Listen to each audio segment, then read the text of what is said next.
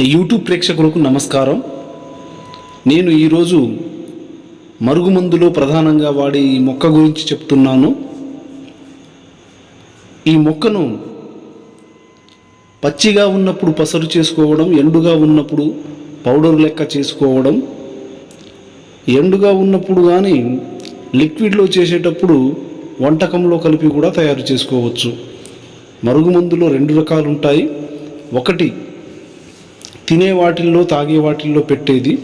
రెండవది లిక్విడ్గా చేసిన దాన్ని బట్టలపై కానీ, తల వెంట్రుకలపై కానీ, వారు ఉపయోగించిన దుస్తులపై, వాళ్ళు ఉపయోగించే పాదరక్షకులు, చెప్పులపై కూడా చల్లుకొని మన వశం చేసుకోవచ్చు.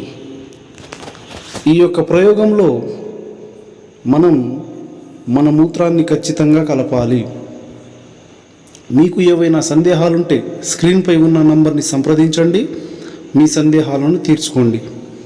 మీరు మొదటిసారిగా మా ఛానల్ని చూస్తూ ఉంటే లైక్ చేయండి, షేర్ చేయండి, సబ్స్క్రైబ్ చేసుకోవడం మాత్రం మర్చిపోకండి. ఎందుకంటే మీరు ఏ సమస్యల్లో ఉన్నారో మాకు తెలియదు కాబట్టి ఖచ్చితంగా మీ సమస్యలను మాకు తెలియజేయడానికి గురువుగారి నంబర్ని సంప్రదించండి. మీ సందేహాలను తీర్చుకొని మీ సమస్యలో నుంచి బయటపడండి. ధన్యవాదములు.